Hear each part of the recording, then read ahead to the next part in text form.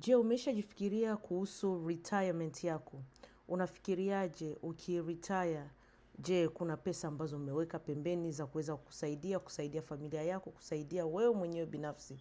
Kama hujafanya hivyo, ni wakati wa kuanza fikiria. Zaidi watu ambao wanakuwa bado vijana. Hii ndio wakati mzuri ya kuweza kutake advantage. Yaani uchukue hii fursa ambayo iko hapo kwa kila mtu ambaye anaishi Marekani. Ikiwa unaishi Amerika, kama uko hapa katika state yoyote ya Marekani na tayari uko na pepa zako zote na unatumika kazi, ndakutajia retirement account ambazo zitaweza zikakusaidia ili usiendelee kuishi katika tabu miaka ambayo inakuja kule mbele.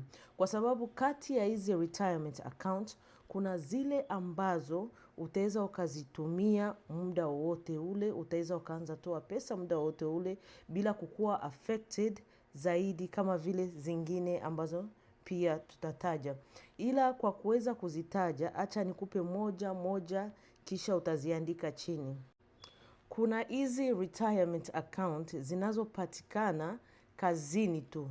Yaani hizi kuweza kuzifungua wala kuweza kuwa nazo inaomba uwe umeajiriwa katika kampuni fulani na uko katika hiyo kampuni wanazipeana. Sasa kuna kuwa 401k ambayo inapatikana kazini, kuko Roth 401k na kuna kuwa 403b na pia 457b.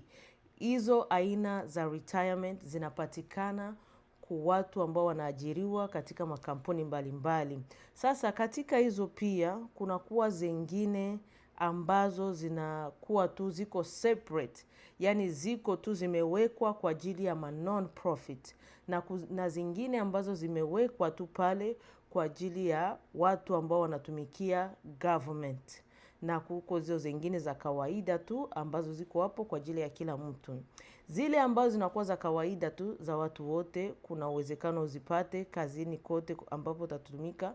Kuna kuwa hiyo inaitwa 401k bila kutumikia government wala bila kutumika ku non-profit, utaweza ukaipata tu hii ambayo inaitwa 401k. Na pia kuna kuwa ingine inaitwa Roth 401k. Roth 401k ina pesa zinatolewa kabla ya kuinvest, kabla ya kuwekeza, lakini 401k hiyo tax inatolewa baadaye wakati unaanza kutoa pesa wala kupata